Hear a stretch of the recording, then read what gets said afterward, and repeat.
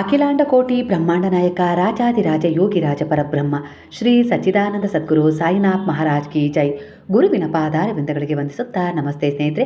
ಇವತ್ತಿನ ರೀಡಿಂಗಲ್ಲಿ ಬಾಬಾರವರು ನಿಮಗೋಸ್ಕರ ಯಾವೆಲ್ಲ ರೀತಿಯ ಒಂದು ಪರಿವರ್ತನೆಗಳನ್ನು ತುಂಬಿಸ್ತಾ ಇದ್ದಾರೆ ನಿಮ್ಮ ಜೀವನಕ್ಕೆ, ಹಾಗೆ ನೀವು ಅವರ ಪಾದಗಳಲ್ಲಿ ಶರಣಾಗಿದ್ದೀರಾ ಅಂದರೆ ಅವರು ನಿಮಗೆ ಯಾವ ರೀತಿ ಸಹಾಯ ಮಾಡ್ತಿದ್ದಾರೆ, ಯಾವ ರೀತಿ ನಿಮ್ಮ ನೆರಳಾಗಿ ರಕ್ಷಣೆ ಮಾಡ್ತಾ ಇದ್ದಾರೆ ಅನ್ನೋದಾದರೆ, ಮೊದಲನೇದಾಗಿ ಇಲ್ಲಿ ಬಾಬಾ ನಿಮ್ಮನ್ನು ಮುನ್ನುಗ್ಲಿಕ್ಕೆ ಹೇಳ್ತಿದ್ದಾರೆ. ಅಂದರೆ ನಿಂತ ನೀರಾಗಬೇಡ, ಮುಂದೆ ಹೋಗ್ತಾ ಇರು, ನಿನಗೆ ನನ್ನ ಸಹಾಯ ಹಂತ ಹಂತವಾಗಿ ಸಿಗ್ತಾನೆ ಇರುತ್ತೆ. ನಾನು ನಿನ್ನ ನೆರಳಾಗಿ ಹಿಂದೆನೇ ಇದ್ದೀನಿ, ಗುರುವಾಗಿ ಮುಂದೆ ಕೂಡ ಇದ್ದೀನಿ, ಮಾರ್ಗದರ್ಶನ ಮಾಡ್ತಾ ಇದ್ದೀನಿ, ಮುಂದೆ ಹೋಗು ಅಂತೇಳಿ ಇಲ್ಲಿ ಹೇಳ್ತಿದ್ರೆ. ಸ್ನೇಹಿತರೆ, ಎಂದಿನಂತೆ ಇದು ಒಂದು ಟೈಮ್ಲೆಸ್ ಜನರಲ್ ರೀಡಿಂಗ್ ಆಗಿರುತ್ತೆ, ಹಾಗೆ ಇದು ಕನೆಕ್ಟಿವ್ ಎನರ್ಜಿಯಲ್ಲಿರುತ್ತೆ. ಯಾವ ಎನರ್ಜಿಯ ಪ್ರಕಾರ ನೀವು ಈ ರೀಡಿಂಗ್ನ ನೋಡ್ತಾ ಹೋಗ್ತೀರಾ, ನಿಮ್ಮ ಎನರ್ಜಿಗೆ ಈ ಎನರ್ಜಿ ಕನೆಕ್ಟ್ ಆಗ್ತಾ ಹೋಗುತ್ತೆ. ಇಂದು ನಿಮ್ಮ ಮನಸ್ಸಿನಲ್ಲಿರುವ ಒಂದು ಗೊಂದಲಕ್ಕೆ ಒಂದು ಸ್ಪಷ್ಟತೆ ಸಿಗ್ತಾ ಇದೆ. ಕುಟುಂಬ ಹಾಗೆ ಸ್ನೇಹಿತರು ಅಥವಾ ಒಂದು ಕೆಲಸ, ಯಾವ ವಿಷಯದಲ್ಲಾದರೂ ಧನಾತ್ಮಕ ಚಲನೆ ಕಾಣಿಸ್ತಾ ಇದೆ. ನೀವು ಹಾಕಿದ ಶ್ರಮಕ್ಕೆ ಫಲ ಕಾಣುವ ದಿನ, ಅಂದರೆ ಈಗ ಕಂಡಿದ್ದೀರಾ, ಮುಂದೆ ಕೂಡ ಅದರ ಒಂದು ಭಾಗವನ್ನು ಕಾಣ್ತೀರಾ ಅನ್ನೋ ರೀತಿಯಲ್ಲಿ ಬರ್ತದೆ. ಇದನ್ನೆಲ್ಲ ಬಳಸಿಕೊಳ್ಳಲು ಧೈರ್ಯವಾಗಿ ಮುಂದೆ ಹೆಜ್ಜೆ ಇಡಲೇಬೇಕು.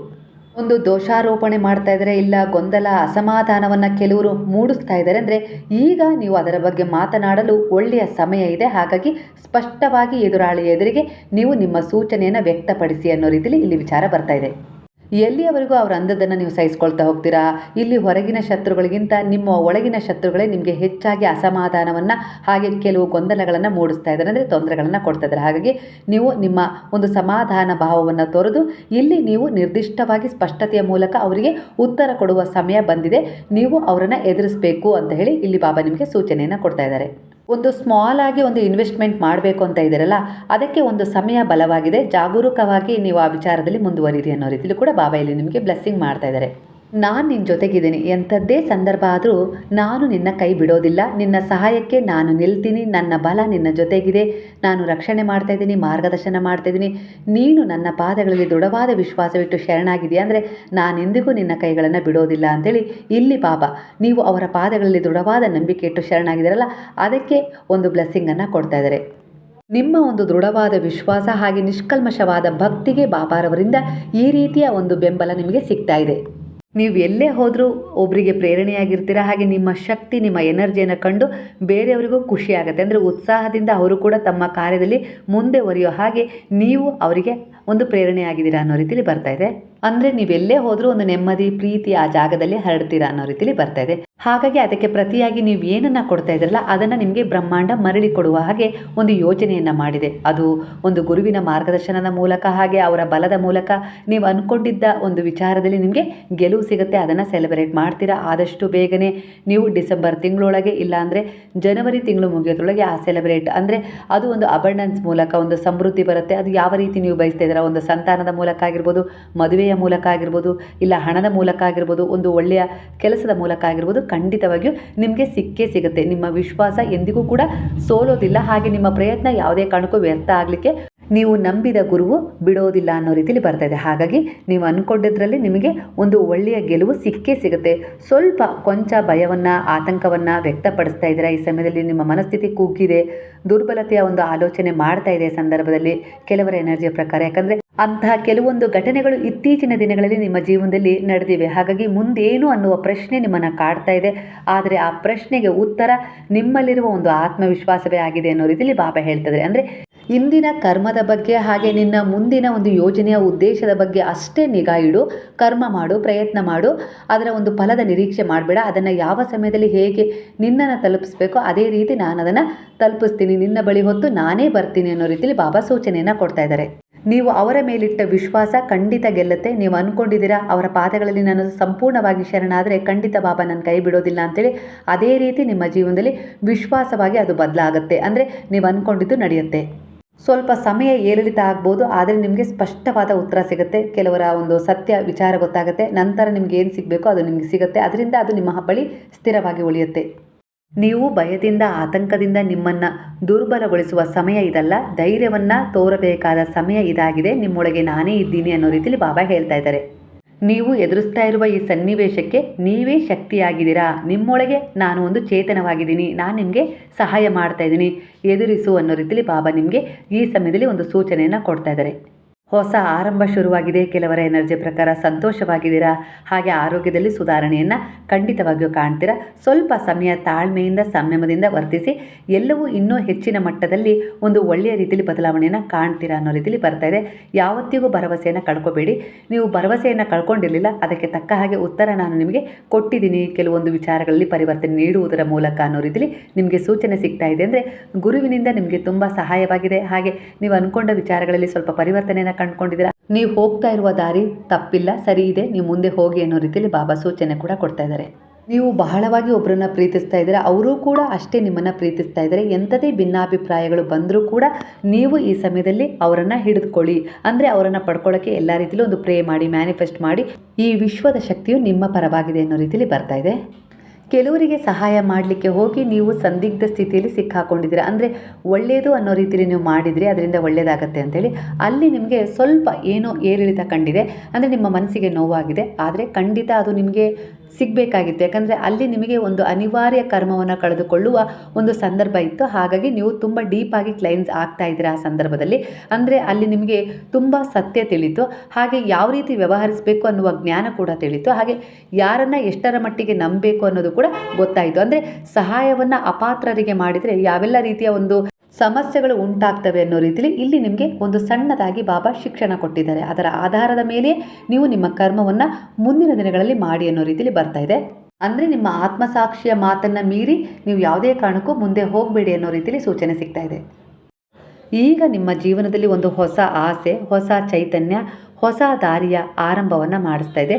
ನೀವೆಷ್ಟು ಗುರುವಿನ ಪಾದಗಳಲ್ಲಿ ಒಂದು ಸೆರೆಂಡರ್ ಆಗಿದ್ದೀರಲ್ಲ, ಅಷ್ಟೇ ಆ ಗುರುವಿನ ಅನುಗ್ರಹ, ಆಶೀರ್ವಾದ, ಬಲ ನಿಮಗೆ ಹಂತ ಹಂತವಾಗಿ ಸಿಗ್ತಾ ಹೋಗುತ್ತೆ. ನಿಮ್ಮ ಜೀವನದಲ್ಲಿ ನೀವೇನು ಅಂದ್ಕೊಂಡಿದ್ದೀರಲ್ಲ ಅದನ್ನು ಸಾಧನೆ ಮಾಡ್ಕೊಳ್ಳೋಕ್ಕೆ ಗುರುವು ನಿಮಗೆ ಎಲ್ಲ ರೀತಿಯಲ್ಲೂ ಸಹಾಯ ಮಾಡ್ತಾರೆ. ನಾನು ನಿನ್ನ ಜೊತೆಗಿದ್ದೀನಿ ಮಗುವೆ, ನೀನು ಮುಂದೆ ಹೋಗು, ನಾನು ನಿನಗೆ ಎಲ್ಲ ರೀತಿಯಲ್ಲೂ ದಾರಿಯನ್ನು ತೋರಿಸ್ತೀನಿ, ಹಾಗೆ ನಿನಗೆ ಸಹಾಯ ಕೂಡ ಮಾಡ್ತೀನಿ, ಹಾಗೆ ನಿನ್ನ ನೆರಳಿನಂತೆ ನಾನು ಕಾಪಾಡ್ತೀನಿ ಅನ್ನೋ ರೀತಿಯಲ್ಲಿ ಭರವಸೆಯನ್ನು ಕೊಡ್ತಾ ಇದ್ದಾರೆ. ಹಾಗೆ ಕೆಲವು ವಿಚಾರಗಳಲ್ಲಿ ನೀವು ಸ್ವತಂತ್ರತೆಯನ್ನು ಕಂಡುಕೊಳ್ತೀರಾ. ಅಂದರೆ ಯಾವ ವಿಚಾರವನ್ನು ನೀವು ಹಿಡಿದಿಟ್ಕೊಂಡು ನೋವನ್ನು ಅನುಭವಿಸ್ತಾ ಇದ್ರಲ್ಲ ಆ ವಿಚಾರದಲ್ಲಿ ನಿಮಗೆ ಸ್ವತಂತ್ರತೆ ಸಿಗುತ್ತೆ. ನಿಮ್ಮ ಜೀವನದಲ್ಲಿ ಕೆಲವರು ನಿಮ್ಮಿಂದ ದೂರ ಆಗ್ತಾರೆ. ಅಂದರೆ ಅವರಿಂದ ನಿಮಗೆ ತುಂಬ ತೊಂದರೆ ಆಗ್ತಾ ಇತ್ತು, ಆದರೂ ಅನಿವಾರ್ಯವಾಗಿ ಅವರು ನಿಮ್ಮ ಜೀವನದಲ್ಲಿ ಇದ್ದರು. ಯಾಕಂದರೆ ನೀವು ಅದಕ್ಕೆ ಅವಕಾಶ ಕೊಟ್ಟಿದ್ರಿ. ಆದರೆ ಇಲ್ಲಿ ಆ ಕಷ್ಟ, ಆ ದುಃಖ, ಆ ನೋವಿನಿಂದ ಒಂದು ಮುಕ್ತವಾಗಿ ಬಾಬಾ ನಿಮಗೆ ಒಂದು ಸ್ವತಂತ್ರತೆಯನ್ನು ಕೊಡಲಿಕ್ಕೆ ಬಯಸ್ತಾ ಇದ್ದಾರೆ. ಖಂಡಿತವಾಗಿಯೂ ನೀವು ಆ ನೋವುಗಳಿಂದ ಹೀಲ್ ಆಗ್ತೀರಾ. ಅದು ಯಾವ ರೀತಿ ಅಂತೇಳಿ ಆ ಗುರುವೇ ಯೋಜನೆ ಮಾಡಿ ಕೊಡ್ತಾರೆ. ಮುಂದಿನ ದಿನಗಳಲ್ಲಿ ಅವರ ಪಾದಗಳಲ್ಲಿ ದೃಢವಾದ ವಿಶ್ವಾಸ ಬಿಟ್ಟು ಶರಣಾಗಿ ಅನ್ನೋ ರೀತಿಯಲ್ಲಿ ಬರ್ತದೆ. ಬಾಬಾ ಈ ಸಮಯದಲ್ಲಿ ನಿಮ್ಮನ್ನು ಸಮಾಧಾನ ಪಡಿಸ್ತಾ ಇದ್ದಾರೆ. ಅಂದರೆ ಕನಸುಗಳ ಮೂಲಕ ಬಂದು ಕಾಣಿಸ್ಕೊಳ್ತಾ ಇದ್ದಾರೆ. ಇಲ್ಲ ನೀವು ಸಚ್ಚರಿತ್ರೆಯನ್ನು ಪಾರಾಯಣ ಮಾಡಿದಾಗ ನಿಮಗೇನೋ ಒಂದು ರೀತಿಯ ಹಿತವಾದ ಅನುಭವ ಆಗುತ್ತೆ. ಇಲ್ಲ ಯಾವುದಾದ್ರೂ ಒಂದು ರೀತಿಯಲ್ಲಿ ಸಂಕಲ್ಪದ ರೀತಿಯಲ್ಲಿ ನೀವು ಸಚ್ಚರಿತ್ರೆ ಪಾರಾಯಣವನ್ನು ಮಾಡಿ ಯಶಸ್ಸನ್ನು ಕಂಡುಕೊಂಡಿದ್ದೀರಾ, ಕೆಲಸ ಕೂಡ ಸಿಕ್ಕಿದೆ, ಹಾಗೆ ಇನ್ನೂ ಒಳ್ಳೆಯದಾಗತ್ತೆ ಅನ್ನೋ ರೀತಿಯಲ್ಲಿ ನೀವು ವಿಶ್ವಾಸವನ್ನು ಇಟ್ಟು ಸಚ್ಚರಿತ್ರೆಯ ಪಾರಾಯಣವನ್ನು ಮಾಡ್ತಿದ್ರೆ ಇದರಿಂದ ಅವರು ಹೇಳಿದಾರಲ್ವ 11 ವಚನಗಳಲ್ಲಿ ಅದು ಒಂದು ವಚನವಾಗಿದೆ. ನನ್ನ ಸಚ್ಚರಿತ್ರೆಯ ಪಾರಾಯಣದ ಪ್ರತಿಯೊಂದು ಅಕ್ಷರವು ನನ್ನ ಜೀವಂತ ಉಪಸ್ಥಿತಿಯಾಗಿದೆ. ಅದರ ಮೂಲಕ ನಾನು ನಿನ್ನ ಕೆಟ್ಟ ಕರ್ಮವನ್ನು ಕಳಿತೀನಿ, ದೋಷಗಳನ್ನು ನಿವಾರಣೆ ಮಾಡ್ತೀನಿ, ಹಾಗೆ ನೀನು ಬಯಸಿದ್ದನ್ನು ನೀನು ಪಡ್ಕೊಳ್ಳೋಕ್ಕೆ ದಾರಿ ಕೂಡ ಮಾಡಿಕೊಡ್ತೀನಿ ಅಂತ ಹೇಳಿ ಮಾತನ್ನು ಕೊಟ್ಟಿದ್ರು. ಅದೇ ಪ್ರಕಾರ ನಿಮ್ಮ ಜೀವನದಲ್ಲಿ ನೀವು ಸಚ್ಚರಿತ್ರೆಯನ್ನು ಎಷ್ಟು ವಿಶ್ವಾಸದಿಂದ ಪಾರಾಯಣ ಮಾಡಿದ್ರೋ ಅಷ್ಟೇ ನಿಮ್ಮ ಜೀವನದಲ್ಲಿ ಬೆಳಕು ಮೂಡ್ತಾ ಇದೆ. ನೀವು ಅಂದ್ಕೊಂಡಿದ್ದು ನಡೀತಾ ಇದೆ. ಅಂದರೆ ನಿಮ್ಮ ಮುಖದಲ್ಲಿರುವ ಒಂದು ನೋವನ್ನು ಕಡಿಮೆ ಮಾಡಿಸ್ತಾ ಇದ್ದಾರೆ ಬಾಬಾ. ಚಿಂತೆಯ ಗೆರೆಗಳು, ಒಂದು ನೋವಿನ ಗೆರೆಗಳು ದೂರವಾಗ್ತಾ ಇದ್ದಾವೆ. ಒಟ್ಟಾರೆಯಾಗಿ ನಿಮ್ಮ ಕರ್ಮ ಡೀಪ್ ಕ್ಲೈನ್ಸಿಂಗ್ ಆಗ್ತಾ ಇದೆ ಸಮಯದಲ್ಲಿ. ಅಂದರೆ ವಿಷಕಾರಿ ಒಂದು ವಸ್ತುವನ್ನಾಗಿರ್ಬೋದು, ವಿಚಾರವನ್ನಾಗಿರ್ಬೋದು, ಜನರನ್ನಾಗಿರ್ಬೋದು ಬಾಬಾ ನಿಮ್ಮಿಂದ ದೂರ ಹಾಕ್ತಾ ಇದ್ದಾರೆ. ಅಂದರೆ ನಾಶಪಡಿಸ್ತಾ ಇದ್ದಾರೆ. ಅಂದರೆ ದುನಿಯಲ್ಲಿ ಹಾಕಿ ಸುಟ್ಟು ನಿಮ್ಮ ಒಂದು ಹೊಸ ಜೀವನಕ್ಕೆ ಪ್ರಾರಂಭವನ್ನು ಮಾಡಿಸ್ತಾ ಇದ್ದಾರೆ ಅನ್ನೋ ರೀತಿಯಲ್ಲಿ ಬರ್ತದೆ. ಅಂದರೆ ನೀವು ಎಷ್ಟು ವಿಶ್ವಾಸವಿಟ್ಟು ಅವರಲ್ಲಿ ಶರಣಾಗಿದ್ದೀರೋ ಅಷ್ಟೇ ಅವರಿಂದ ನಿಮಗೆ ಒಳ್ಳೆಯದು ಸಿಗ್ತಾ ಇದೆ ಅನ್ನೋ ರೀತಿಯಲ್ಲಿ ಬರ್ತಾ ಇದೆ. ನೀವು ಯೋಚಿಸುವುದಕ್ಕಿಂತ ಹೆಚ್ಚು ನೀವು ಬಲಶಾಲಿಯಾಗಿದ್ದೀರಾ. ನಿಮ್ಮ ಶಕ್ತಿಯನ್ನು ನೀವು ಗುರುತಿಸುವ ಸಮಯ ಇದಾಗಿದೆ ಅನ್ನೋ ರೀತಿಯಲ್ಲಿ ಬಾಬಾ ಹೇಳ್ತಿದ್ದಾರೆ. ನಿಮ್ಮ ಸಮಸ್ಯೆಗಳನ್ನು ನೀವು ಮೃದುವಾಗಿ ಅಂದರೆ ದೃಢವಾಗಿ ಎದುರಿಸ್ತೀರಾ. ಆ ನಂಬಿಕೆ ನನಗಿದೆ. ನಾನು ನಿಮ್ಮ ಜೊತೆಗಿದ್ದೀನಿ, ಮುಂದೆ ಹೋಗಿ. ಭಯಕ್ಕಿಂತ ನಿಮ್ಮ ಹೃದಯದ ಶಕ್ತಿ ದೊಡ್ಡದು ಅನ್ನೋ ರೀತಿಯಲ್ಲಿ ಬಾಬಾ ನಿಮಗೆ ಹುರಿದುಂಬಿಸ್ತಾ ಇದ್ದಾರೆ, ಭರವಸೆ ನೀಡ್ತಾ ಇದ್ದಾರೆ. ಹಾಗೆ ಕೆಲವರ ಎನರ್ಜಿಯ ಪ್ರಕಾರ ಇಲ್ಲಿ ನಿಮಗೆ ಒಂದು ಭಯ ಇದೆ, ಆತಂಕ ಇದೆ. ಎಲ್ಲಿಗಾದರೂ ಹೋದಾಗ ಹಾವು ಬಂದುಬಿಟ್ರೆ, ಇಲ್ಲ ಅಂದರೆ ಮನೆಯಲ್ಲಿ ಕೂತ್ಕೊಂಡಾಗ ಇಲ್ಲಿಂದ ಹಾವು ಬಂದುಬಿಟ್ರೆ ಕನಸಲ್ಲಿ ಹಾವು ಬರೋದು, ಈ ರೀತಿ ಪದೇ ಪದೇ ಹಾವಿನ ಮೇಲೆ, ಅದರ ವಿಚಾರದ ಮೇಲೆ ನಿಮ್ಮ ಗಮನ ಹೋಗ್ತಾ ಇದೆ. ಅಂದರೆ ಇಲ್ಲಿ ನೀವು ಹಾವಿಗೆ ಏನಾದರೂ ಒಂದು ಪೂಜೆಯನ್ನು ಮಾಡಿಸ್ಬೇಕು ಅಂತ ಹೇಳಿ ಬರ್ತಾ ಇದೆ. ಪೂಜೆಯನ್ನು ಮಾಡಿಸ್ಲಿಕ್ಕೆ ಆಗೋದಿಲ್ಲ ಅಂದರೆ, ಯಾಕಂದರೆ ಹಾವಿನ ಒಂದು ಪೂಜೆ ಮಾಡಿಸ್ಲಿಕ್ಕೆ ಹೋದಾಗ, ನಾಗದೋಷದ ಬಗ್ಗೆ ಒಂದು ಪೂಜೆಯನ್ನು ಮಾಡಿಸ್ಲಿಕ್ಕೆ ಹೋದಾಗ ಸುಮಾರು ಹಣ ಕೇಳ್ತಾರೆ. ಆದರೆ ಈ ಸಮಯದಲ್ಲಿ ಅದನ್ನು ನಿಮಗೆ ಕೊಡ್ಲಿಕ್ಕೆ ಆಗೋಲ್ಲ. ಅಂದರೆ ನಿಮ್ಮ ಹತ್ರ ಆ ಶಕ್ತಿ ಇಲ್ಲ ಅಂದರೆ ಇಲ್ಲಿ ನಿಮಗೆ ಇನ್ನೊಂದು ದಾರಿಯನ್ನು ಗುರುವು ತೋರಿಸ್ತಾ ಇದ್ದಾರೆ. ಯಾವ ರೀತಿ ಅಂದರೆ, ನೀವೇ ಒಂದು ದಿನ ಬೆಳಗ್ಗೆ ಬೇಗನೆ ಎದ್ದು, ಮಂಗಳವಾರದ ದಿನ ಬೆಳಗ್ಗೆ ಬೇಗನೆ ಅಂದರೆ ಬ್ರಾಹ್ಮಿ ಮುಹೂರ್ತದಲ್ಲಿ ಎದ್ದು ನೀವು ಸ್ನಾನವನ್ನು ಮಾಡಿಕೊಂಡು, ಅಂದರೆ ಶುದ್ಧ ನೀರಿಗೆ ಚಿಟಿಕೆ ಅರಿಶಿನವನ್ನು ಬೆರೆಸಿ ಮಂಗಳ ಸ್ನಾನವನ್ನು ಮಾಡಿಕೊಂಡು ನೀವು ಅರಳಿ ವೃಕ್ಷದ ಕೆಳಗೆ ಹೋಗಿ, ಅಲ್ಲಿ ನಾಗರ ಪ್ರತಿಷ್ಠಾಪನೆ ಅಂತೂ ಇದ್ದೇ ಇರುತ್ತಲ್ವ, ಅಲ್ಲಿಗೆ ಹೋಗುವ ಮೊದಲು ನಿಮ್ಮ ಕೈಲಾದರೆ ನೀವು ಸ್ವಲ್ಪ ಶುದ್ಧ ನೀರಿಗೆ ಚಿಟಿಕೆ ಅರಿಶಿನವನ್ನು ಬೆರೆಸಿ ತಗೊಂಡೋಗಿ 1 ಅಥವಾ 2 ತುಪ್ಪದ ದೀಪಗಳನ್ನು, ಇಲ್ಲಾಂದರೆ ಸಣ್ಣ ಹಣತೆಯಲ್ಲಿ ಪುಟ್ಟ ಹಣತೆಯಲ್ಲಿ 2 ತುಪ್ಪದ ದೀಪಗಳನ್ನು ಮಾಡಿಕೊಂಡು ಹೋಗಿ, ಹಾಗೆ ಸ್ವಲ್ಪ ಬಿಡಿ ಹೂಗಳನ್ನು, ಕೆಂಪು ಬಣ್ಣದ್ದಾಗಿರ್ಬೋದು ಹಳದಿ ಬಣ್ಣದ್ದಾಗಿರ್ಬೋದು, ಬಿಡಿ ಹೂಗಳನ್ನು ಕೈಯಲ್ಲಿ ಹಿಡ್ಕೊಂಡು ಇಷ್ಟೇ ತಗೊಂಡೋಗಿ, ಇಷ್ಟು ತಗೊಂಡು ಹೋಗಿ ನೀವು ಮೊದಲು ಆ ನಾಗರ ಕಲ್ಲಿನ ಮುಂದೆ ಕೂತ್ಕೊಂಡು ನೀವು ಪ್ರಾರ್ಥನೆಯನ್ನು ಮಾಡ್ಕೊಳ್ಬೇಕು. ನಾನು ಹಿಂದಿನ ಜನ್ಮದಲ್ಲಿ ನಿನಗೆ ತೊಂದರೆ ಕೊಟ್ಟಿದ್ದೀನೋ, ಇಲ್ಲ ಇದೇ ಜನ್ಮದಲ್ಲಿ ನನ್ನಿಂದ ಏನಾದರೂ ತಪ್ಪಾಗಿದೆಯೋ ನನಗೆ ತಿಳಿದಿಲ್ಲ, ಇಲ್ಲ ನನ್ನ ಪೂರ್ವಜರು ಏನಾದರೂ ನಿಮಗೆ ತೊಂದರೆ ಕೊಟ್ಟಿದ್ದಕ್ಕೆ ನೀವು ನನಗೆ ಕನಸಲ್ಲಿ ಬಂದು ಇಲ್ಲ ಭಯವನ್ನು ಕಾಣಿಸುವ ಮೂಲಕ ನಿಮ್ಮ ಕಡೆ ನನ್ನನ್ನು ಸೆಳ್ಕೊಳ್ತಾ ಇದ್ದೀರಾ ಅಂಥೇಳಿ ನನಗೆ ಅನಿಸ್ತಾ ಇದೆ. ಹಾಗಾಗಿ ನಾವು ಏನೇ ತಪ್ಪು ಮಾಡಿದ್ರು, ನಾನಾಗಿರ್ಬೋದು, ನನ್ನ ಕುಟುಂಬದವರಾಗಿರ್ಬೋದು, ಪೂರ್ವಜರಾಗಿರ್ಬೋದು, ಏನೇ ಒಂದು ತೊಂದರೆಯನ್ನು ಕೊಟ್ಟಿರ್ಬೋದು, ಇಲ್ಲ ಅಪಚಾರವನ್ನು ಮಾಡಿರ್ಬೋದು, ನಾವು ನಿಮ್ಮ ಮಕ್ಕಳಂತೆ ನಮ್ಮನ್ನು ಕ್ಷಮಿಸಿಬಿಡಿ.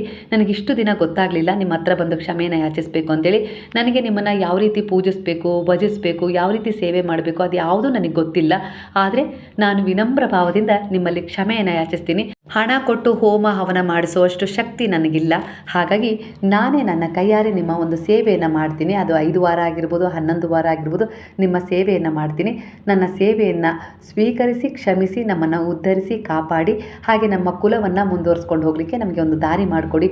ಏನೇ ಕೆಲಸದಲ್ಲಿರುವ ಅಡ್ಡಿ ಆತಂಕಗಳನ್ನು ನಿವಾರಣೆ ಮಾಡಿ ನಮ್ಮನ್ನು ರಕ್ಷಿಸಿ, ಕಾಪಾಡಿ, ಅನುಗ್ರಹಿಸಿ ಅಂತೇಳಿ ನೀವು ಪ್ರಾರ್ಥನೆಯನ್ನು ಮಾಡಿಕೊಂಡು, ನಂತರ ಆ ತುಪ್ಪದ ದೀಪಗಳನ್ನು ಮೊದಲು ಬೆಳಗಿಸ್ಕೊಳ್ಬೇಕು. ಅದನ್ನು ಸ್ವಲ್ಪ ದೂರದಲ್ಲಿ ಇಟ್ಟು ನಂತರ ನೀವು ತಗೊಂಡೋಗಿರ್ತೀರಲ್ಲ ಒಂದು ಶುದ್ಧವಾದ ನೀರು, ಆ ಜಲದಿಂದ ನಾಗರ ಕಲ್ಲಿಗೆ ಅಭಿಷೇಕವನ್ನು ಮಾಡಿ ನೀವು ತಗೊಂಡೋಗಿರುವ ಬಿಡಿ ಹೂಗಳನ್ನು ಕೈಯಲ್ಲಿ ಹಿಡಿದು ಭಕ್ತಿ ಶ್ರದ್ಧೆಯಿಂದ ಪ್ರಾರ್ಥನೆಯನ್ನು ಮಾಡಿಕೊಂಡು ಕ್ಷಮೆಯನ್ನು ಯಾಚಿಸಿ ಪಶ್ಚಾತ್ತಾಪವನ್ನು ಪಟ್ಟು ನೀವು ಅವರ ಹತ್ರ ಒಂದು ಪ್ರಾರ್ಥನೆಯನ್ನು ಮಾಡಿಕೊಂಡು ಆ ಹೂಗಳನ್ನು ನಾಗದೇವತೆಯ ಪಾದಗಳಿಗೆ ಅರ್ಪಣೆ ಮಾಡಿ. ನಾನು ಸರಳವಾಗಿ ಪೂಜಾ ವಿಧಾನದೊಂದಿಗೆ ನಿಮಗೆ ಸಂಪೂರ್ಣ ಮಾಹಿತಿಯನ್ನು ಇಲ್ಲಿ ಕೊಟ್ಟಿದ್ದೀನಿ, ಹೇಗೆ ಮಾಡೋದು ಅಂತ. ಇಷ್ಟು ಮಾಡಿದರೆ ಸಾಕು, ಖಂಡಿತವಾಗಿ ಒಳ್ಳೆಯ ಫಲಿತಾಂಶ ಸಿಗುತ್ತೆ. ನಾನು ಕೂಡ ನನ್ನ ಜೀವನದಲ್ಲಿ ತುಂಬ ಕಷ್ಟದ ಸಮಸ್ಯೆಗಳನ್ನು ಎದುರಿಸ್ತಿದ್ದಂಥ ಸಂದರ್ಭದಲ್ಲಿ ನಾನು ಈ ರೀತಿ ಒಂದು ಸಂಕಲ್ಪ ಮಾಡಿ 11 ಮಂಗಳವಾರ, 11 ಷಷ್ಠಿ ಈ ರೀತಿ ನಾನು ನಾಗರ ಕಲ್ಲಿಗೆ ಪೂಜೆಯನ್ನು ಮಾಡಿದ್ದೇನೆ. ನನಗೆ ಯಾವುದೇ ರೀತಿ ಅವರು ಕನಸಲ್ಲಿ ಬಂದು ನನಗೇನು ತೊಂದರೆ ಕೊಟ್ಟಿರಲಿಲ್ಲ. ಆದರೆ ನನ್ನ ಮನಸ್ಸು, ಅಂತರಾತ್ಮ ಯಾವಾಗಲೂ ಹೇಳ್ತಿತ್ತು ಆ ರೀತಿ ಸೇವೆ ಮಾಡಬೇಕು ಅಂಥೇಳಿ. ಹಾಗಾಗಿ ನಾನು ಕೂಡ ಮಾಡಿದೆ. ನನಗೆ ಅದರಿಂದ ತುಂಬ ಅಂದರೆ ತುಂಬ ಒಳ್ಳೆಯದಾಗಿದೆ ಸ್ನೇಹಿತರೆ. ಯಾಕಂದರೆ ನಮ್ಮ ಕಣ್ಣಿಗೆ ಕಾಣುವ ದೈವ ಶಕ್ತಿಗಳಲ್ಲಿ ಈ ನಾಗದೇವತೆಯು ಒಂದಾಗಿದೆ. ಹಾಗಾಗಿ ನಾವು ಅವರಿಗೆ ಒಂದು ಸ್ಮರಣೆಯನ್ನು ಮಾಡಿಕೊಂಡಾಗ ಖಂಡಿತವಾಗಿಯೂ ಅವರು ನಮಗೆ ಎಲ್ಲ ರೀತಿಯ ಒಂದು ಅನುಗ್ರಹವನ್ನು ಕೊಡ್ತಾರೆ. ಈ ಸಮಯದಲ್ಲಿ ನಿಮಗೆ ಇದರ ಅವಶ್ಯಕತೆ ಇದೆ ಅಂತೇಳಿ ಇಲ್ಲಿ ಬರ್ತಾ ಇದೆ. ಹಾಗಾಗಿ ನೀವು ಕೂಡ ಮಾಡಿ. ನಾನು ಮಾಡಿದ್ದರ ಉದಾಹರಣೆಯನ್ನು ಕೂಡ ನಾನು ಇಲ್ಲಿ ಕೊಟ್ಟಿದ್ದೀನಿ. ನಾನು ಎಲ್ಲೂ ಹೋಗಿ ಹಣ ಕೊಟ್ಟು ಹೋಮ ಹವನ ಪೂಜೆ ಮಾಡಿಸ್ಲಿಲ್ಲ. ಯಾವ ಜ್ಯೋತಿಷ್ಯರ ಹತ್ರನೂ ನಾನು ಕೇಳಲಿಲ್ಲ. ನನಗೆ ಅನಿಸಿದ ಮಟ್ಟಿಗೆ, ಅಂದರೆ ನನ್ನ ಆತ್ಮಸಾಕ್ಷಿ ನನಗೇನು ಹೇಳ್ತೋ ಅದರ ಪ್ರಕಾರನೇ ನಾನು ಪೂಜೆ ಮಾಡಿದೆ. ನನಗಂತೂ ತುಂಬ ಒಳ್ಳೆಯದಾಗಿದೆ, ನಿಮಗೂ ಆಗತ್ತೆ. ಎಲ್ಲದಕ್ಕಿಂತ ಮೊದಲು ಭಗವಂತನಲ್ಲಿ ಶರಣಾಗಬೇಕು. ಆ ಶರಣಾಗತಿಯ ಭಾವಕ್ಕೆ ಅವರು ಒಲಿತಾರೆ. ಹಾಗಾಗಿ ನಿಷ್ಕಲ್ಮಶ ಭಾವದಿಂದ ನೀವು ಎಲ್ಲೇ ಇದ್ದರೂ, ಹೇಗೆ ಇದ್ದರೂ ಒಂದು ಪ್ರಾರ್ಥನೆ, ಅವರ ನಾಮಸ್ಮರಣೆ ಮಾಡಿಕೊಂಡ್ರೆ ಅವರು ಅದಕ್ಕೆ ಖಂಡಿತವಾಗಿಯೂ ಪ್ರಸನ್ನರಾಗ್ತಾರೆ. ಪೂಜೆ ಹೋಮ ಹವನ ಇಲ್ಲ ಜ್ಯೋತಿಷ್ಯರ ಹತ್ರ ಹೋಗಿ ಹಾಗೆ ಹೀಗೆ ಮಾಡಿಸ್ಬೇಕು ಅಂತೇಳಿ ಮನಸ್ಸಲ್ಲಿ ಗೊಂದಲ ಇಟ್ಕೊಳ್ಬೇಡಿ. ಅಂದರೆ ಹಣ ಒಟ್ಟಾಗೋವರೆಗೂ ನಾವು ಪೂಜೆ ಮಾಡಿಸೋಕ್ಕಾಗೋದಿಲ್ಲ, ಪೂಜೆ ಮಾಡಿಸೋವರೆಗೂ ನಮ್ಗೆ ಆ ಕಷ್ಟ ಪರಿಹಾರ ಆಗೋದಿಲ್ಲ ಅನ್ನೋ ರೀತಿಯಲ್ಲಿ ಅನುಮಾನ ಸಂದೇಹಕ್ಕೆ ಒಳಗಾಗೇ ಇರ್ತೀರ. ಹಾಗಾಗಿ ನಿಮ್ಮ ಜೀವನದಲ್ಲಿ ಕೆಲವು ಸಮಸ್ಯೆಗಳಿಂದ ನೀವು ಹೊರಗೆ ಬರೋಕ್ಕೆ ಆಗ್ತಾ ಇಲ್ಲ ಅನ್ನೋ ರೀತಿಯಲ್ಲಿ ಬರ್ತದೆ. ಹಾಗಾಗಿ ನಿಮ್ಮ ಕೈಲಾದ ಸೇವೆಯೇ ನಾವು ಮಾಡಬೇಕು. ಅಂದರೆ ಬೇರೆಯವರ ಮೂಲಕ ನಾವು ಪೂಜೆ ಮಾಡಿಸೋದಕ್ಕಿಂತ ನಾವೇ ಶರಣಾಗತರಾಗಿ, ನಾವೇ ಪಶ್ಚಾತ್ತಾಪ ಪಟ್ಟು ನಿಷ್ಕಲ್ಮಶ ಭಾವದಿಂದ ಅವರ ನಾಮಸ್ಮರಣೆ ಮಾಡ್ತಾ ನಾವು ಪೂಜೆ ಮಾಡಿದರೆ ಖಂಡಿತವಾಗಿಯೂ ಆ ಒಂದು ಪೂಜೆಗೆ ಭಗವಂತ ಒಲಿತಾರೆ ಸ್ನೇಹಿತರೆ. ಯಾಕಂದರೆ ಅವರಿಗೆ ಯಾವುದರ ಅವಶ್ಯಕತೆ ಇಲ್ಲ. ನಾವು ಕೊಡುವ ಹೂವು ಆಗಿರ್ಬೋದು, ಅಲಂಕಾರ ಆಗಿರ್ಬೋದು, ಹಾಗೆ ನೈವೇದ್ಯ ಆಗಿರ್ಬೋದು, ಇನ್ನೇನೇ ಒಂದು ಕೊಡ್ತಾ ಇದ್ದೀವಿ ಅಂದರೆ ಅದು ಅವ್ರು ಕೊಟ್ಟಿದ್ದನ್ನೇ ನಾವು ಅವರಿಗೆ ಕೊಡ್ತಾ ಇದ್ದೀವಿ ಅಷ್ಟೇ. ಅಷ್ಟು ಬಿಟ್ಟರೆ ಅವರಿಗೆ ಅದರ ಅವಶ್ಯಕತೆ ಇಲ್ಲ. ಅವ್ರಿಗೆ ಬೇಕಾಗಿರುವುದು ನಿಮ್ಮ ನಿಷ್ಕಲ್ಮಶವಾದ ಭಕ್ತಿ, ಹಾಗೆ ಒಂದು ಒಳ್ಳೆಯ ಉದ್ದೇಶದ ಕರ್ಮ ಬೇಕು. ಅವರು ನಿಮ್ಮಿಂದ ನಿರೀಕ್ಷೆ ಮಾಡ್ತಾ ಇರೋದು ಈ ಸಂದರ್ಭದಲ್ಲಿ ಅದೇ ಆಗಿದೆ. ಹಾಗಾಗಿ ಇಲ್ಲಿ ನಿಮಗೆ ಗುರು ಒಂದು ಸೂಚನೆಯನ್ನು ಕೊಡ್ತಾ ಇದ್ದಾರೆ, ಈ ರೀತಿ ಒಂದು ನಾಗದೇವರ ಸೇವೆಯನ್ನು ಮಾಡಿ, ಖಂಡಿತವಾಗಿ ಒಳ್ಳೆಯದಾಗುತ್ತೆ ಅಂತೇಳಿ. ಖಂಡಿತ ನಿಮ್ಮ ಮನೆ ಹತ್ತಿರ ಸುತ್ತಮುತ್ತ ನಾಗರ ಕಲ್ಲಿದೆ ಅಂದರೆ ಅಲ್ಲಿಗೆ ಹೋಗಿ ನಾಗದೇವತೆಯ ಒಂದು ಆಶೀರ್ವಾದವನ್ನು ತಗೊಳ್ಳಿ ಅನ್ನೋ ರೀತಿಯಲ್ಲಿ ಬರ್ತಾ ಇದೆ ಸ್ನೇಹಿತರೆ. ಖಂಡಿತವಾಗಿ ಇದರ ಅವಶ್ಯಕತೆ ಈ ಸಮಯದಲ್ಲಿ ನಿಮಗಿದೆ. ಇದೇ ಡಿಸೆಂಬರ್ ತಿಂಗಳಲ್ಲೇ ಮಾಡ್ಕೊಳ್ಳಿ, ಶುರು ಮಾಡಿ.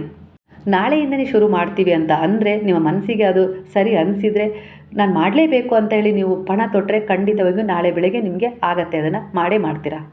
ಕೆಲವರ ಎನರ್ಜಿ ಪ್ರಕಾರ ಮುಂದಿನ ತಿಂಗಳಲ್ಲಿ ಶುಭ ಚಲನೆ ಉಂಟಾಗುತ್ತೆ, ಸಕಾರಾತ್ಮಕ ಒಂದು ತಿರುವು ಉಂಟಾಗುತ್ತೆ ಮತ್ತು ಅಪ್ರತೀಕ್ಷಿತ ಅನುಗ್ರಹ ಬರಬಹುದೆಂಬ ಸೂಚನೆ ಕೂಡ ಇಲ್ಲಿ ಸಿಗ್ತಾ ಇದೆ. ಅಂದರೆ ಹಳೆಯ ಚಕ್ರ ಮುಗಿದು ಹೊಸ ಅವಕಾಶಗಳು ಬರ್ತವೆ ಅನ್ನೋ ರೀತಿಯಲ್ಲಿ ಬಾಬಾ ಸೂಚನೆ ಕೊಡ್ತಾ ಇದ್ದಾರೆ. ಅದಕ್ಕಾಗಿ ನಿಮಗೆ ಪೂರ್ವ ಸಿದ್ಧತೆಯ ಅನುಸಾರವಾಗಿ ಹಿಂದೆ ಕೆಲವು ಕರ್ಮಗಳನ್ನು ಕ್ಲೈನ್ಸ್ ಮಾಡ್ತಾ ಇದ್ದಾರೆ. ಹಾಗಾಗಿ ನಿಮಗೆ ಈ ಸೇವೆಯನ್ನು ಮಾಡಲಿಕ್ಕೆ ಕೆಲವರಿಗೆ ಅವಕಾಶವನ್ನು ಕೊಡ್ತಾ ಇದ್ದಾರೆ. ಇದರಿಂದ ನಿಮ್ಮ ಜೀವನದಲ್ಲಿ ತುಂಬ ನಿಮಗೆ ಒಳ್ಳೆಯದಾಗೇ ಆಗುತ್ತೆ. ಗುರುವಿನ ಮಾತನ್ನು ಕೇಳಿ ಖಂಡಿತವಾಗಿಯೂ ನಿಮ್ಮ ಜೀವನದಲ್ಲಿ ನೀವು ಏನನ್ನು ಕಳ್ಕೊಂಡಿದ್ದೀರೋ ಅದನ್ನು ಪಡ್ಕೊಳ್ಳೋಕ್ಕೆ ಎಲ್ಲ ರೀತಿಯಲ್ಲೂ ಗುರು ನಿಮಗೆ ಸಹಾಯ ಮಾಡ್ತಿದ್ದಾರೆ. ಡೀಪ್ ಕ್ಲೈನ್ಸಿಂಗ್ ಮಾಡ್ತಿದ್ದಾರೆ ನಿಮ್ಮ ಜೀವನವನ್ನು. ಖಂಡಿತವಾಗಿಯೂ ನಿಮಗೆ ಒಂದು ಹೊಸ ಪ್ರಾರಂಭ ಸಿಕ್ಕೇ ಸಿಗುತ್ತೆ. ಪರಿಹಾರ ಮಾಡ್ಕೊಳ್ಳಿ.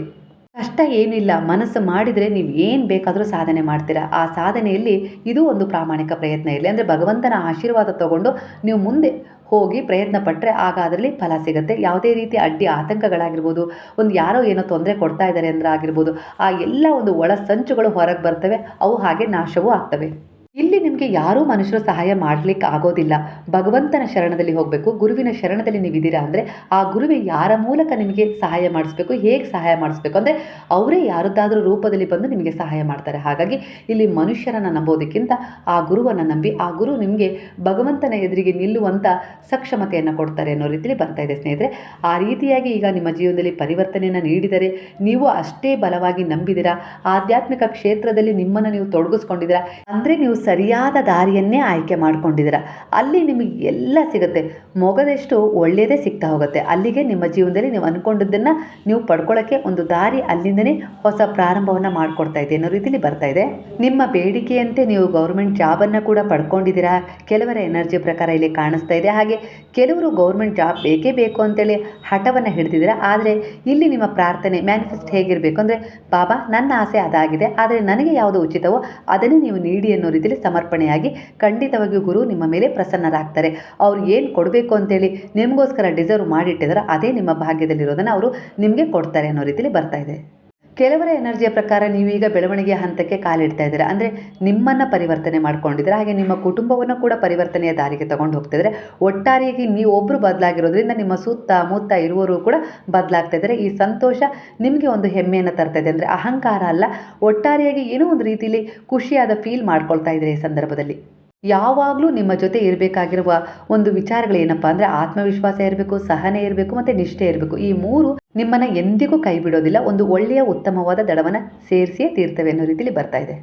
ಈಗ ನೀವು ವೇಗವಾಗಿ ನಿರ್ಧಾರವನ್ನು ತಗೊಳ್ತಾ ಇಲ್ಲ, ಶಾಂತಿಯಿಂದ ಸಂಯಮದಿಂದ ಯೋಚಿಸಿ ನಿರ್ಧಾರಗಳನ್ನು ತಗೊಳ್ತಾ ಇದ್ದಾರೆ. ಅದನ್ನು ಮೊದಲು ಭಗವಂತನ ಪಾದಗಳಿಗೆ, ಗುರುವಿನ ಪಾದಗಳಿಗೆ ಸಮರ್ಪಣೆ ಮಾಡಿ ನೀವು ನಿರ್ಧಾರಗಳನ್ನು ತಗೊಳ್ತಾ ಇರೋದ್ರಿಂದ ಎಲ್ಲವೂ ನಿಮಗೆ ಸರಿಯಾದ ಫಲಿತಾಂಶವನ್ನು ತಂದುಕೊಡುತ್ತೆ. ಯಾವುದೇ ಕೆಲಸದಲ್ಲಿ ಆತುರ ಬೇಡ ಅಂಥೇಳಿ ಇಲ್ಲಿ ಬಾಬಾ ನಿಮಗೆ ಹೇಳ್ತಾ ಇದ್ದಾರೆ. ನೀವು ಸರಿಯಾದ ದಾರಿಯಲ್ಲೇ ಈ ಸಮಯದಲ್ಲಿ ಇದ್ದೀರಾ. ನಿಮ್ಮ ಮನದಲ್ಲಿರುವ ಚಿಕ್ಕ ಚಿಕ್ಕ ಚಿಂತೆಗಳು ಕಣ್ಮರೆಯಾಗ್ತವೆ. ಪ್ರಾರ್ಥನೆಗಳು ಮತ್ತು ನಿಮ್ಮ ಒಂದು ಆಲೋಚನೆಗಳು, ನಿಮ್ಮ ಕನಸುಗಳು ನಿಧಾನವಾಗಿ ಸತ್ಯವಾಗಿ ಬದಲಾಗ್ತಾ ಇದ್ದಾವೆ. ನಿಮ್ಮ ವ್ಯಕ್ತಿತ್ವ ಹೇಗಿದೆ ಈ ಸಮಯದಲ್ಲಿ ಅಂದರೆ ತುಂಬ ಪಾಸಿಟಿವ್ ಆಗಿದೆ. ಹಾಗಾಗಿ ನೀವು ಹೆಚ್ಚು ಒಳ್ಳೆಯವರನ್ನು ಆಕರ್ಷಣೆ ಮಾಡ್ತೀರಾ. ಇಲ್ಲಿ ನಿಮ್ಮ ಮನಸ್ಸಲ್ಲಿರುವ ಒಂದು ವಿಚಾರದಲ್ಲಿ ನೀವು ಹೆದರದೆ ಒಂದು ಹೊಸ ಹೆಜ್ಜೆ ಹಾಕಿದರೆ ನಿಮ್ಮ ಜೊತೆ ನಾನು ಇರ್ತೀನಿ ಅಂದರೆ ಒಂದು ಬೆಳಕನ್ನು ಮೂಡಿಸ್ತೀನಿ, ಭಯ ಬೇಡ, ನಿಮ್ಮ ಹೃದಯ ಹೇಳುವುದನ್ನು ಕೇಳಿ ಅನ್ನೋ ರೀತಿಯಲ್ಲಿ ನಿಮಗೆ ಬಾಬಾ ಹೇಳ್ತಾ ಇದ್ದಾರೆ. ಅಂದರೆ ಈ ಸಮಯದ ನಿಮ್ಮ ಒಂದು ಪ್ರಾರ್ಥನೆಯನ್ನು ಅವರ ಪಾದಗಳಲ್ಲಿ ಶರಣಾಗಿಸಿದ್ರೆ ಹಾಗಾಗಿ ನಿಮ್ಮ ಎನರ್ಜಿಗೆ ಅವರ ಎನರ್ಜಿ ಕನೆಕ್ಟ್ ಆಗ್ತಿದೆ. ಈ ಉತ್ತರ ನಿಮಗೆ ಸಿಗ್ತಾ ಇದೆ. ಈ ಸಮಯದಲ್ಲಿ ನಿಮ್ಮ ಮನಸ್ಸಿಗೆ ಅಗತ್ಯವಾಗಿರೋದು ಪ್ರೀತಿ, ಕಾಳಜಿ ಮತ್ತು ಮನದ ಶಾಂತಿ. ಇದು ಸಂತೋಷವನ್ನು ಸೆಳೆಯುವ ಕಾಲ ಆಗಿರೋದ್ರಿಂದ ನಿಮ್ಮ ಶ್ರಮಕ್ಕೆ ಫಲ ನಿಶ್ಚಿತವಾಗಿ ಸಿಕ್ಕಿದೆ. ಒಂದು ದೊಡ್ಡ ಚಕ್ರ ನಿಮ್ಮ ಪರವಾಗಿ ತಿರುಗುತ್ತಿದೆ. ಹಾಗಾಗಿ ಇಷ್ಟೊಂದು ಕಾಲ ನಿಂತಿದ್ದ ವಿಷಯಗಳು ಚಲನೆಗೆ ಬರ್ತಾ ಇದ್ದಾವೆ. ಅದೃಷ್ಟ ನಿಮ್ಮ ಕಡೆಗೆ ಬರ್ತಾ ಇದೆ. ನೀವೇನು ಮಾಡಬೇಕು ಅಂತ ಇದ್ದಾರಲ್ಲ ಆ ವಿಚಾರಗಳೆಲ್ಲವನ್ನ ಗುರುವಿನ ಬಳಿ ಹೇಳ್ಕೊಳ್ಳಿ. ಅಂದರೆ ನೀವೊಂದು ತುಳಸಿಯ ಗಿಡವನ್ನು ಪೂಜೆ ಮಾಡ್ತಾ ಇದ್ದೀರಿ ಅಂದರೆ ಅದರ ಬಳಿ ಹೇಳ್ಕೊಳ್ಳಿ. ಹಾಗೆ ನೀವು ಗುರುವನ್ನು ನಂಬಿದ್ದೀರಾ, ಬಾಬಾರವರ ಎದುರಿಗೆ ಕೂತ್ಕೊಂಡು ಅದನ್ನು ಹೇಳಿ. ನೀವು ನಂಬಿದ ದೈವಶಕ್ತಿಗಳ ಹತ್ರ ಹೇಳ್ಕೊಳ್ಳಿ. ಅದನ್ನು ಬಿಟ್ಟು ಮನುಷ್ಯರ ಹತ್ರ ಹೇಳ್ಕೊಳ್ಬೇಡಿ ಅನ್ನೋ ರೀತಿಯಲ್ಲಿ ಬರ್ತದೆ. ಅವುಗಳು ನಿಮಗೆ ಪ್ರತಿಸ್ಪಂದಿಸ್ತಾರೆ, ದೇವರು ನಿಮಗೆ ಪ್ರತಿಸ್ಪಂದಿಸ್ತಾರೆ, ಗುರು ನಿಮಗೆ ಮಾರ್ಗದರ್ಶನ ಮಾಡ್ತಾರೆ, ಹಾಗೆ ಸಹಾಯ ಮಾಡ್ತಾರೆ, ಹಾಗೆ ಸರಿ ತಪ್ಪುಗಳ ವಿವರಣೆಯನ್ನು ಕೊಡ್ತಾರೆ. ಹಾಗೆ ಆ ತುಳಸಿ ಗಿಡ ಆಗಿರ್ಬೋದು, ಬೇವಿನ ಮರ ಆಗಿರ್ಬೋದು, ಅಶ್ವತ್ಥ ವೃಕ್ಷ ಆಗಿರ್ಬೋದು, ಹಾಗೆ ಈ ರೀತಿ ಮರಗಳ ಹತ್ರ ನೀವು ಮಾತನಾಡೋದ್ರಿಂದ, ನಿಮ್ಮ ಒಂದು ಪ್ರಾರ್ಥನೆಯನ್ನು, ನಿಮ್ಮ ಒಂದು ಆಸೆ ಆಕಾಂಕ್ಷೆಗಳನ್ನು ಹೇಳೋದ್ರಿಂದ ಆ ಪ್ರಕೃತಿ ನಿಮಗೆ ಎಲ್ಲ ರೀತಿಯಲ್ಲೂ ಸಹಾಯ ಮಾಡುತ್ತೆ ಅನ್ನೋ ರೀತಿಯಲ್ಲಿ ಬರ್ತದೆ. ಯಾಕಂದರೆ ನೀವು ಪ್ರಕೃತಿಯನ್ನು ಪ್ರೀತಿಸ್ತಾ ಇದ್ದೀರಾ. ಹಾಗಾಗಿ ಅದು ನಿಮಗೆ ಮರಳಿ ಏನಾದರೂ ಕೊಡಬೇಕು ಅಂತೇಳಿ ಬಯಸ್ತಾ ಇದೆ. ನಿಮ್ಮ ದೇಹದೊಳಗಿನ ನೀರು ಶುದ್ಧವಾಗ್ತಾ ಇದೆ. ಇದು ಭಾವನಾತ್ಮಕ ಗುಣಮುಖದ ಸಮಯವಾಗಿದೆ. ಅಂದರೆ ನೀವು ಕ್ಲೈನ್ಸ್ ಆಗಿದ್ದೀರಾ, ತುಂಬ ಚೆನ್ನಾಗಿ ಹೀಲ್ ಆಗಿದ್ದೀರಾ. ಅಂದರೆ ಮನುಷ್ಯರು ಅಂದಮೇಲೆ ಸಹಜವಾಗಿ ಉಪ್ಪು ಖಾರ ಹುಳಿ ತಿಂತೀವಿ ಅಂದಮೇಲೆ ಕೆಲವೊಂದು ತಪ್ಪುಗಳಾಗೋದು ಸಹಜ, ಇಲ್ಲ ಅಂತಲ್ಲ. ಆದರೆ ಅವುಗಳ ಅರ್ಥ ಆಗಿದೆ, ನಿಮಗೆ ಪಶ್ಚಾತ್ತಾಪ ಪಟ್ಟಿದ್ದೀರ. ಈಗ ಏನೇ ಮಾಡಬೇಕಾದ್ರೂ ಬಾಬಾರವರ ನಾಮಸ್ಮರಣೆ, ದೈವದ ನಾಮಸ್ಮರಣೆ ನಿಮ್ಮ ನಾಲಿಗೆ ನುಡಿತಾ ಇದೆ ಅಂದರೆ ಆ ನಾಮಸ್ಮರಣೆ ನಿಮ್ಮನ್ನು ಪರಿಶುದ್ಧವಾಗಿಸ್ತಾ ಇದೆ. ಹಾಗಾಗಿ ನಿಮಗೆ ಸರಿಯಾದ ಒಂದು ಬಲ ಸಿಗ್ತಾ ಇದೆ. ಹಾಗೆ ನಿಮ್ಮ ಒಳಬಲ ಕೂಡ ಈಗ ಹೆಚ್ಚಾಗ್ತಾ ಇದೆ. ಯಾವ ಉದ್ಯಮಕ್ಕೆ ಕಾಲಿಡಬೇಕು ಅಂತೇಳಿ ನೀವು ಬಯಸ್ತಾ ಇದ್ದೀರಲ್ಲ, ಅದರಲ್ಲಿ ಯಾವುದೇ ರೀತಿ ದೋಷ ಇಲ್ಲ. ಆದರೆ ಸ್ವಲ್ಪ ಸಂಯಮದಿಂದ ಕಾರ್ಯನಿರ್ವಹಿಸಿ, ಒಂದೇ ಸರಿ ಉದ್ವಿಗ್ನತೆಯಿಂದ ಅಲ್ಲಿ ಎಲ್ಲವನ್ನ ಹೇಳ್ಕೊಳ್ಳೋಕ್ಕೆ ಹೋಗಬೇಡಿ ಅನ್ನೋ ರೀತಿಯಲ್ಲಿ ಬರ್ತಾ ಇದೆ. ಅಂದರೆ ನೀವು ಮೃದುವಾಗಿ ಮೌನವಾಗಿದ್ದಾಗ ಅಲ್ಲಿಯ ಒಂದು ಸತ್ಯಗಳನ್ನು ತಿಳ್ಕೊಳ್ಳೋಕ್ಕೆ ದಾರಿ ಆಗತ್ತೆ ಅಂತ ಹೇಳಿ ಇಲ್ಲಿ ಬಾಬಾ ಸೂಚನೆಯನ್ನು ಕೊಡ್ತಾ ಇದ್ದಾರೆ. ನಿನ್ನ ಪ್ರತಿ ಹೆಜ್ಜೆಗಳು ನನ್ನ ರಕ್ಷಣೆಯಲ್ಲಿವೆ. ನೀನು ಹೆದರಬೇಡ, ಆತಂಕಕ್ಕೂ ಒಳಗಾಗಬೇಡ, ದುರ್ಬಲತೆಗೂ ಜಾರಬೇಡ. ನಾನು ನಿನ್ನೊಂದಿಗಿದ್ದೇನೆ. ನಿನ್ನ ಕರ್ಮಗಳನ್ನು ಕಳ್ಕೊಳ್ಳೋಕ್ಕೆ ನಾನು ಎಲ್ಲ ರೀತಿಯಲ್ಲೂ ನಿನಗೆ ಸಹಾಯ ಮಾಡ್ತಾ ಇದ್ದೀನಿ ಅನ್ನೋ ರೀತಿಯಲ್ಲಿ ಬಾಬಾ ನಿಮಗೆ ಒಂದು ಭರವಸೆಯನ್ನು ಕೊಡ್ತಾ ಇದ್ದಾರೆ. ನನ್ನನ್ನು ಹುಡುಕ್ತಾ ಅಲ್ಲಿ ಇಲ್ಲಿ ಅಲಿಬೇಡ, ಎಲ್ಲ ಅವತಾರಗಳು ನಾನೇ ಆಗಿದ್ದೇನೆ. ನನ್ನನ್ನು ನಂಬಿದೆಯಾ ಅಂದರೆ ಖಂಡಿತವಾಗಿ ನಾನು ಕೊಟ್ಟ ಭರವಸೆಯಿಂದ ನಾನೆಂದಿಗೂ ಹಿಂದೆ ಸರಿಯೋದಿಲ್ಲ. ನನ್ನಲ್ಲಿ ದೃಢವಾದ ವಿಶ್ವಾಸ ಇಟ್ಟಿದೆಯಾ? ನಿನ್ನ ನಿಲುವು ದೃಢವಾಗಿದ್ದರೆ ಖಂಡಿತ ಆದಷ್ಟು ಬೇಗನೆ ನೀನು ಬಯಸಿದ್ದನ್ನು ನಾನು ನಿನಗೆ ಕೊಡ್ತೀನಿ. ಇಲ್ಲ ಅಂದರೆ ನೀನೇ ಅಲೆದಾಡಿ ಸುಸ್ತಾಗ್ತೀಯಾ ಅನ್ನೋ ರೀತಿಯಲ್ಲಿ ಬಾಬಾ ಹೇಳ್ತಾ ಇದ್ದಾರೆ. ಅಂದರೆ ನೀವು ಕೆಲವೊಂದು ವಿಚಾರಗಳಲ್ಲಿ ಸಂದೇಹಕ್ಕೆ ಒಳಗಾಗಿ ಗುರುವಿನಲ್ಲೂ ಪ್ರಾರ್ಥನೆಯನ್ನು ಸಲ್ಲಿಸಿದ್ರೆ, ಹಾಗೆ ಆ ವಿಚಾರವನ್ನು ಪದೇ ಪದೇ ಬೇರೆ ಎಲ್ಲ ಕಡೆನೂ ಹೇಳ್ಕೊಂಡು ಓಡಾಡ್ತಾ ಇದ್ದೀರಾ. ಇದು ತಪ್ಪು ಅಂತ ಹೇಳಿ ಬರ್ತಾ ಇದೆ. ಅಂದರೆ ಅದರ ಎನರ್ಜಿ ಕಡಿಮೆ ಆಗುತ್ತೆ. ಆಗ ನೀವು ಅಂದ್ಕೊಂಡಿರುವ ವಿಚಾರದಲ್ಲಿ ಫಲ ಸಿಗೋದು ಸ್ವಲ್ಪ ಲೇಟ್ ಆಗುತ್ತೆ, ತಡ ಆಗುತ್ತೆ. ಯಾಕಂದರೆ ಅದರಲ್ಲಿ ಅಡೆತಡೆ ಉಂಟಾಗುತ್ತೆ, ಕೆಲವರ ನಕಾರಾತ್ಮಕ ಪ್ರಭಾವ ಬೀರುತ್ತೆ ಅನ್ನೋ ರೀತಿಯಲ್ಲಿ ಬರ್ತಾ ಇದೆ. ಹಾಗಾಗಿ ನಿಮ್ಮ ಕಾರ್ಯ ಪೂರ್ಣವಾಗುವವರೆಗೂ ಯಾರ ಹತ್ರನೂ ಹೇಳ್ಕೊಳ್ಬೇಡಿ, ಗುರುವನ್ನು ದೈವಶಕ್ತಿಗಳನ್ನು ಬಿಟ್ಟು. ಈಗಿನ್ನೂ ತೀರ್ಥಯಾತ್ರೆಯನ್ನು ಮುಗಿಸಿ ಬಂದಿದ್ದೀರಾ, ಸಂತೋಷವಾಗಿದ್ದೀರಾ, ದೇಹ ಆಯಾಸಗೊಂಡರೂ ಮನಸ್ಸು ತುಂಬ ಉತ್ಸಾಹಕವಾಗಿದೆ. ಖಂಡಿತವಾಗಿ ಈ ರೀತಿ ಯಾತ್ರೆಗಳನ್ನು ಆಗಾಗ ಮಾಡೋದ್ರಿಂದ ನಿಮ್ಮ ಮನಸ್ಸಿಗೆ ಆಧ್ಯಾತ್ಮಿಕ ಬಲ ಉಂಟಾಗುತ್ತೆ, ಹಾಗೆ ದೇಹಕ್ಕೂ ಕೂಡ ಬಲ ಉಂಟಾಗುತ್ತೆ ಅನ್ನೋ ರೀತಿಯಲ್ಲಿ ಬರ್ತದೆ. ಮಾನಸಿಕ ನೆಮ್ಮದಿ ಹೆಚ್ಚಾಗುತ್ತೆ. ಹಾಗೆ ನೀವು ಶಿರಡಿಗೆ ಹೋಗಬೇಕು ಅಂತ ಹೇಳಿ ಅಂದ್ಕೊಂಡಿದ್ರೆ ಅದರಲ್ಲಿ ವಿಳಂಬ ಆಗ್ತಾ ಇದೆ ಅಂದರೆ ಬಾಬಾ ಕಾರಣವಿಲ್ಲದೆ ವಿಳಂಬ ಮಾಡ್ತಾ ಇಲ್ಲ. ಅವರು ನಿಮ್ಮ ಉದ್ದೇಶವನ್ನು ಪೂರ್ಣಗೊಳಿಸಿಯೇ ನಿಮ್ಮನ್ನು ಅವರ ಬಳಿ ಕರೆಸ್ಕೊಳ್ತೀನಿ ಅಂತ ಹೇಳಿ ಇಲ್ಲಿ ಮೆಸೇಜನ್ನು ಕೊಡ್ತಾ ಇದ್ದಾರೆ. ಇಲ್ಲಿ ಕೆಲವರ ಎನರ್ಜಿಗೆ ಒಂದು ಮೆಸೇಜ್ ಬರ್ತಿದೆ. ನೀವು ಅನುಭವಿಸ್ತಾ ಇರುವ ನೋವು ಪರಿಸ್ಥಿತಿಯಿಂದ ಹುಟ್ಟಿದ್ದಲ್ಲ, ಆದರೆ ಅದನ್ನು ನೀವೇ ತಡೆದು ಇಲ್ಲವೇ ತಳ್ಳಿ ಹಾಕಿ ದೂರವಾಗಿಸಿಕೊಳ್ಳಲು ಮಾಡಿದ ಅಂತರಂಗದ ಪ್ರತಿರೋಧದಿಂದ ಬರ್ತಾ ಇದೆ ಅನ್ನೋ ರೀತಿಯಲ್ಲಿ ಬರ್ತಾ ಇದೆ. ನೀನು ಕೆಲವೊಂದು ವಿಚಾರಗಳಲ್ಲಿ ಅತಿಯಾಗಿ ಅಂಟುಕೊಳ್ಳದೆ ಅವುಗಳನ್ನು ಬಿಡುವುದನ್ನು ಕಲಿತಾಗ ನಿನಗೆ ಒಂದು ನೋವಿನಿಂದ ಪರಿಹಾರ ಸಿಗುತ್ತೆ ಅನ್ನೋ ರೀತಿಯಲ್ಲಿ ಬರ್ತಾ ಇದೆ.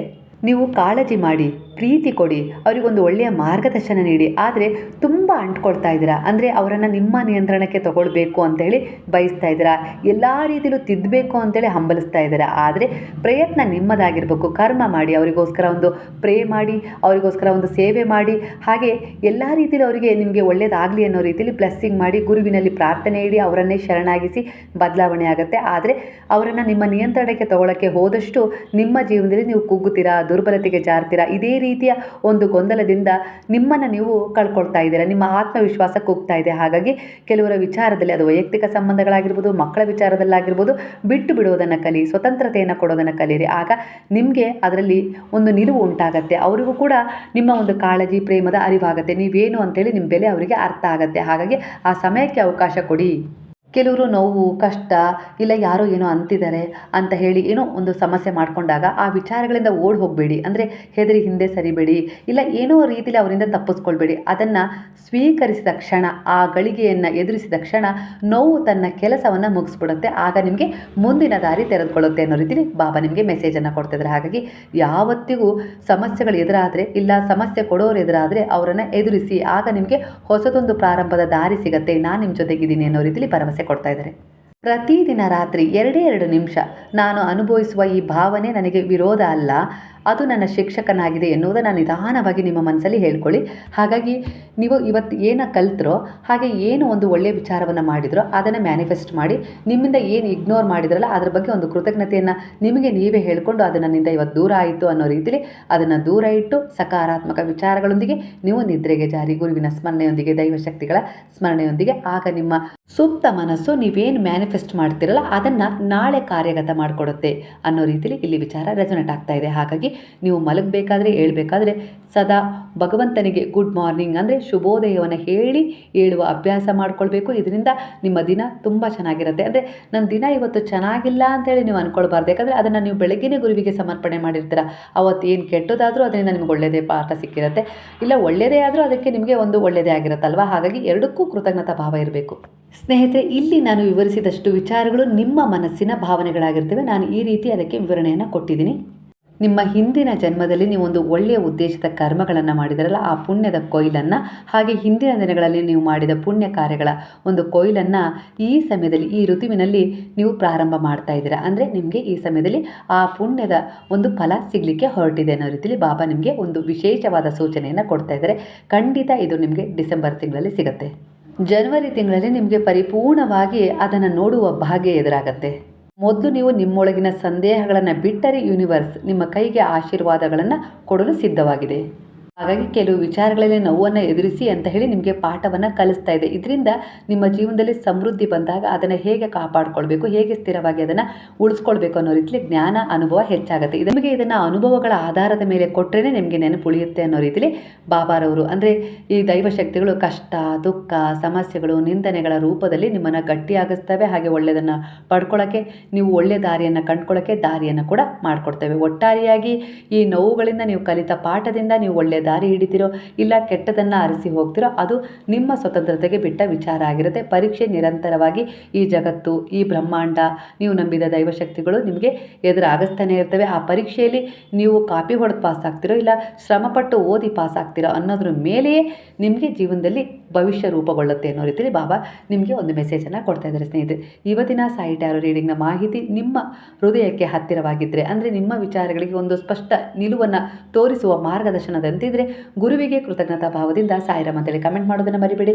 ಹಾಗಾದರೆ ಎಲ್ಲರೂ ಸೇರಿ ಹೇಳೋಣ, ಹರೇ ರಾಮ ರಾಮ ರಾಮ ಹರೇ ಹರೇ, ಹರೇ ಕೃಷ್ಣ ಕೃಷ್ಣ ಕೃಷ್ಣ ಹರೇ ಹರೇ, ಹರೇ ಸಾಯಿ ಸಾಯಿ ಸಾಯಿ ಹರೇ ಹರೇ, ಹರೇ ಬಾಬಾ ಬಾಬಾ ಬಾಬಾ ಹರೇ ಹರೇ, ಹರೇ ದತ್ತ ದತ್ತ ದತ್ತ ಹರೇ ಹರೇ.